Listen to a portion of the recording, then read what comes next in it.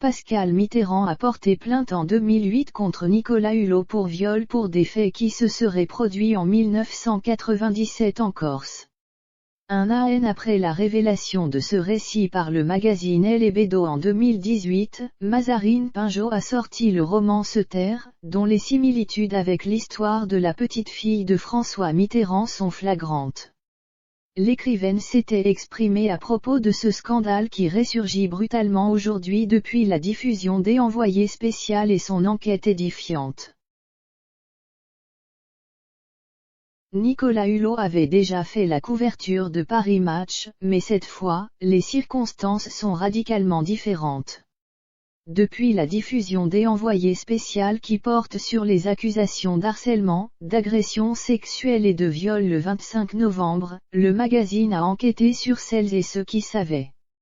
Dans ce long dossier, les journalistes reviennent ainsi sur l'affaire Pascal Mitterrand, petite fille de l'ancien président de la République.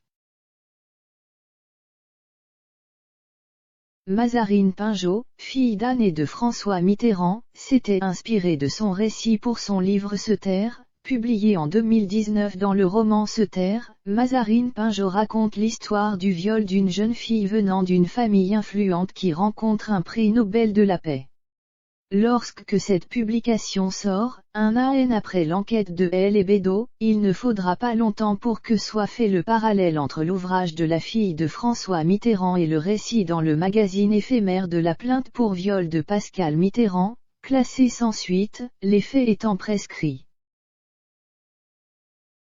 Devant Bruce Toussaint qui lui a demandé lors de sa dernière interview s'il ne s'est rien passé avec cette jeune femme il y a 24 ans, Nicolas Hulot avait répondu « Si, il s'est passé quelque chose, mais dans un consentement et une harmonie classique d'une histoire sans lendemain ». En interview pour Gala en 2019, Mazarine Pinjot expliquait les similitudes entre son œuvre et ce qu'avait confié sa nièce, tout comme l'affaire DSK, il y a un peu de toutes ces histoires.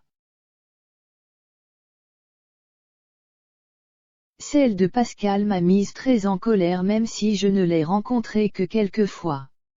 Nous n'avons pas grandi ensemble et on ne se connaît pas très bien. Je voulais évoquer dans ce roman la question de l'impunité, c'est pourquoi j'ai choisi pour camper mon agresseur, un prix Nobel de la paix, qui échappe à tout soupçon. Il ne s'agit pas seulement d'une violence sexuelle. Il y a aussi, dans ce cas, la violence de la médiatisation. Je souhaitais aussi rendre compte de la pression de la famille, qui, pour la protéger contre l'opinion publique ravageuse lui conseille de se taire. Malgré les souffrances, je suis convaincu qu'il faut toujours parler. Pascal Mitterrand avait déjà tenté de parler de ce qu'il s'était passé lors de son séjour en Corse, pour faire, à l'origine, des photographies de Nicolas Hulot.